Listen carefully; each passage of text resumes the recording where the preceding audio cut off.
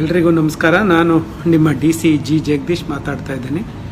ಈಗಾಗಲೇ ನೀವೆಲ್ಲರೂ ನೋಡ್ತಾ ಇದ್ದೀರಿ, ರಾಜ್ಯದಲ್ಲಿ ಮತ್ತು ದೇಶದಲ್ಲಿ ಕರೋನಾ ಪ್ರಕರಣಗಳ ಸಂಖ್ಯೆ ಹೆಚ್ಚಾಗ್ತಾ ಇದೆ. ಅದೇ ರೀತಿ ಕರೋನಾ ಪ್ರಕರಣಗಳಿಂದಾಗಿ ಸಾವಿನ ಸಂಖ್ಯೆ ಸಹ ಹೆಚ್ಚಾಗ್ತಾ ಇದೆ. ಆದರೆ ನಮ್ಮ ಜಿಲ್ಲೆಯಲ್ಲಿ ಇದುವರೆಗೂ ಸಹ 1300 ಪ್ರಕರಣಗಳು ದಾಖಲಾಗಿದ್ದರೂ ಸಹ 3 ಜನರು ಮರಣ ಹೊಂದಿದ್ದಾರೆ. ಆ 3 ಜನರು ಸಹ ಬೇರೆ ಬೇರೆ ಕಾರಣಗಳಿಂದ ಮರಣ ಹೊಂದಿದ್ದಾರೆ. 2 ಜನರು ಬಾಂಬೆಯಿಂದ ಎಲ್ಲ ಕೊನೆಯ ಹಂತದಲ್ಲಿ ನಮಗೇನು ಉಳಿಲಿಕ್ಕೆ ಸಾಧ್ಯ ಇಲ್ಲ ಅನ್ನುವಂಥ ಸಂದರ್ಭದಲ್ಲಿ ಡಿಸ್ಚಾರ್ಜ್ ಮಾಡಿಕೊಂಡು ಇಲ್ಲಿ ಊರಿಗೆ ಬಂದು ಮರಣ ಹೊಂದಿದ್ದಾರೆ. ಇನ್ನೊಬ್ಬರಿಗೆ ಹಾರ್ಟ್ ಅಟ್ಯಾಕ್ ಆಗಿತ್ತು, ಅವರಿಗೆ KMCL ಚಿಕಿತ್ಸೆಯನ್ನು ಕೊಟ್ಟಿವಿ, ಆದರೂ ಸಹ ಬದುಕಲಿಲ್ಲ, ಅದರಿಂದಾಗಿ ಮರಣ ಹೊಂದಿದ್ದಾರೆ. ನಮಗೇನು 1300 ಪ್ರಕರಣಗಳನ್ನು ಸಹ ಆಸ್ಪತ್ರೆಗೆ ದಾಖಲು ಮಾಡಿದ್ದೀವಿ. ಆಸ್ಪತ್ರೆಗೆ ದಾಖಲು ಮಾಡಿದಂಥವ್ರು ಎಲ್ಲರೂ ಸಹ ನಮ್ಮಲ್ಲಿ ಈಗಾಗಲೇ 1150 ಜನರಿಗಿಂತ ಹೆಚ್ಚು ಜನ ನಮ್ಮಲ್ಲಿ ಈಗಾಗಲೇ ಗುಣಮುಖರಾಗಿದ್ದಾರೆ.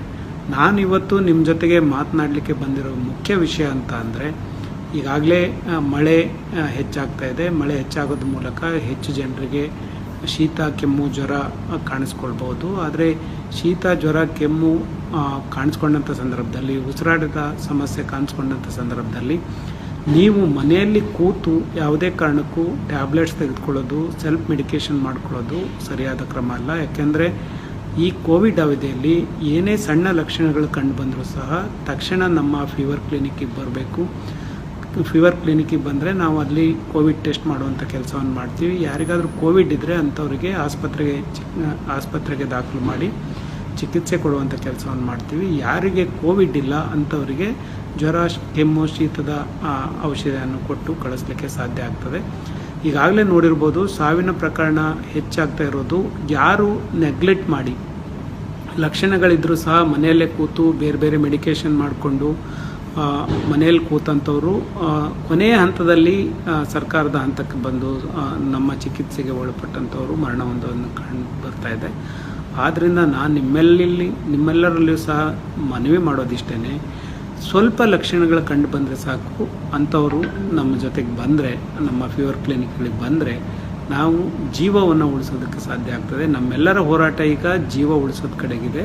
ಹಾಗಾಗಿ ನೀವೆಲ್ಲರೂ ಸಹ ಕೈ ಜೋಡಿಸ್ಬೇಕು. ನಿಮ್ಮ ಮನೆಯಲ್ಲಿ ಅಥವಾ ನಿಮ್ಮ ಅಕ್ಕಪಕ್ಕದ ಮನೆಯಲ್ಲಿ, ನಿಮ್ಮ ಊರಿನಲ್ಲಿ ನಿಮಗೆ ಗೊತ್ತಿರೋರಿಗೆ ಯಾರಿಗಾದರೂ ಈ ಥರದ್ದು ಲಕ್ಷಣಗಳು ಕಂಡು ಬಂದರೆ ತಕ್ಷಣ ಜಿಲ್ಲಾಡಳಿತಕ್ಕೆ ತಿಳಿಸಿ, ಆರೋಗ್ಯ ಇಲಾಖೆ ಅಧಿಕಾರಿಗಳಿಗೆ ತಿಳಿಸಿ, ಇಲ್ಲ ಸ್ಥಳೀಯ ಆಡಳಿತಕ್ಕೆ, ಗ್ರಾಮ ಪಂಚಾಯತ್ಗಳಿಗೆ, ಪುರಸಭೆ, ಪಟ್ಟಣ ಪಂಚಾಯತ್ಗಳಿಗೆ ತಿಳಿಸಿ, ನಗರಸಭೆಗೆ ತಿಳಿಸಿದರೆ ನಾವು ತಕ್ಷಣ ಕರೋನಾ ವಿರುದ್ಧ ಹೋರಾಟ ಮಾಡಲಿಕ್ಕೆ ಸಾಧ್ಯ ಆಗ್ತದೆ. ಇಲ್ಲ ಅಂದರೆ ಕೊನೆಯ ಹಂತದಲ್ಲಿ ಬಂದರೆ ಜೀವ ಉಳಿಸೋದಕ್ಕೆ ಕಷ್ಟ ಆಗ್ತದೆ. ಆದ್ದರಿಂದ ತಾವೆಲ್ಲರೂ ನಮ್ಮ ಜೊತೆ ಕೈ ಜೋಡಿಸ್ಬೇಕು. ಯಾವುದೇ ಕಾರಣಕ್ಕೂ ಯಾವುದೇ ಸಣ್ಣ ಲಕ್ಷಣಗಳು ಕಂಡು ಬಂದರೂ ಅಷ್ಟೇ ನಮ್ಮ ಜೊತೆಗೆ ಬನ್ನಿ, ನಮ್ಮ ಜೊತೆ ಫೀವರ್ ಕ್ಲಿನಿಕ್ ಬನ್ನಿ. ಫೀವರ್ ಕ್ಲಿನಿಕಲ್ಲಿ ಟೆಸ್ಟ್ ಮಾಡ್ತೀವಿ. ಟೆಸ್ಟ್ ಮಾಡೋ ಮೂಲಕ ಟ್ರೀಟ್ಮೆಂಟ್ ಕೊಟ್ಟು ಜೀವ ಉಳಿಸುವಂಥ ಕರೋನಾ ವಿರುದ್ಧ ಹೋರಾಟದಲ್ಲಿ ನಾವೆಲ್ಲರೂ ಸಹಕಾರಿಯಾಗಬೇಕಾಗುತ್ತೆ. ಭಾಳ ಮುಖ್ಯವಾಗಿ ನಮ್ಮ ಜೊತೆಗೆ ಈಗೇನು ಅಂಗನವಾಡಿ ವರ್ಕರ್ಗಳು, ಆಶಾ ಕಾರ್ಯಕರ್ತರು, ನಮ್ಮ ಜೂನಿಯರ್ ಹೆಲ್ತ್ ಅಸಿಸ್ಟೆಂಟ್ಗಳು ಮನೆ ಮನೆಗೆ ವಿಸಿಟ್ ಮಾಡ್ತಾ ಇದ್ದಾರೆ.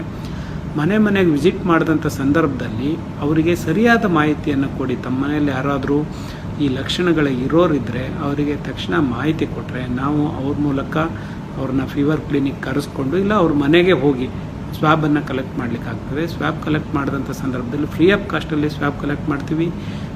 ಅದೇನಾದರೂ ಪಾಸಿಟಿವ್ ಬಂದರೆ ಫ್ರೀ ಆಫ್ ಕಾಸ್ಟಲ್ಲಿ ಚಿಕಿತ್ಸೆಯನ್ನು ಕೊಡ್ತೀವಿ. ಹಾಗಾಗಿ ಯಾರೂ ಸಹ ಅಂಜೋದು ಬೇಡ. ಯಾರು ತಕ್ಷಣ ಈ ಎಚ್ಚರಿಕೆಯನ್ನು ತೆಗೆದುಕೊಳ್ತಾರೆ, ಯಾರು ತಕ್ಷಣ ನಮ್ಮ ಜೊತೆಗೆ ಬರ್ತಾರೆ, ನಮ್ಮ ಜೊತೆಗೆ ಟೆಸ್ಟ್ ಮಾಡಿಸ್ಕೋತಾರೆ, ಅಂಥವರು ತಕ್ಷಣ ಹುಷಾರಾಗ್ತಾ ಇರೋದನ್ನು ನಾವು ನೋಡ್ತಾ ಇದ್ದೀವಿ. ಹಾಗಾಗಿ ನಮ್ಮ ಜೊತೆಗೆ ಎಷ್ಟು ಜನ ಚಿಕಿತ್ಸೆ ಪಡೆದವರೋ ಅಷ್ಟು ಜನ ಗುಣಮುಖರಾಗಿದ್ದಾರೆ, ಅಷ್ಟು ಜನರು ಸಹ ಜೀವ ಉಳಿಸ್ಲಿಕ್ಕೆ ಸಾಧ್ಯ ಆಗಿದೆ.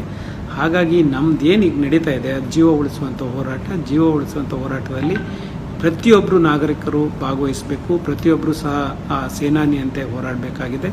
ನಮಗೆ ಈ ಥರದ್ದು ಏನಾದರೂ ಲಕ್ಷಣಗಳು ಇರೋರು ನಿಮ್ಮ ಭಾಗದಲ್ಲಿ ಕಂಡು ಬಂದರೆ, ನಿಮ್ಮ ಮನೆಯಲ್ಲಿದ್ದರೆ ಕಂಡು ಬಂದರೆ, ನಿಮ್ಮ ಪಕ್ಕದ ಮನೆಯಲ್ಲಿದ್ದವ್ರು ಕಂಡು ಬಂದರೆ, ನಿಮ್ಮ ಊರಿನಲ್ಲಿ ಕಂಡು ಬಂದರೆ ನಮಗೆ ಜಿಲ್ಲಾಡಳಿತಕ್ಕೆ ತಿಳಿಸಿ, ನಾವು ಅವರನ್ನು ಟೆಸ್ಟ್ ಮಾಡಿ ಜೀವ ಉಳಿಸುವಂಥ ಕೆಲಸವನ್ನು ಮಾಡ್ತೀವಿ.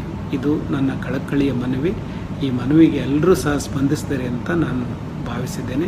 ಜಿಲ್ಲಾಡಳಿತದ ಜೊತೆಗೆ ಕರೋನಾ ಹೋರಾಟದಲ್ಲಿ ಪ್ರತಿಯೊಬ್ಬರೂ ಸಹ ಸೇನಾನಿಗಳಂತೆ ಹೋರಾಟ ಮಾಡಿ ಅಂತ ಹೇಳ್ತಾ, ಕೊನೆಯ ನನ್ನ ಮನವಿ ಇದೆ, ಯಾವುದೇ ಕಾರಣಕ್ಕೂ ಕರೋನಾ ಹೋರಾಟಗಾರರಿಗೆ, ಕರೋನಾ ವಾರಿಯರ್ಸ್ಗೆ ಸನ್ಮಾನದ ಅಗತ್ಯ ಇಲ್ಲ. ಈಗ ಈ ಸಂದರ್ಭದಲ್ಲಿ ಸನ್ಮಾನ ಮಾಡುವ ಮೂಲಕ ನಾವು ಸೋಷಿಯಲ್ ಡಿಸ್ಟೆನ್ಸ್ ಮೇಂಟೈನ್ ಮಾಡ್ದಂಗೆ ಮತ್ತೆ ಕರೋನಾ ಸ್ಪ್ರೆಡ್ ಆಗಲಿಕ್ಕೆ ಕಾರಣಕರ್ತರಾಗೋದು ಬೇಡ.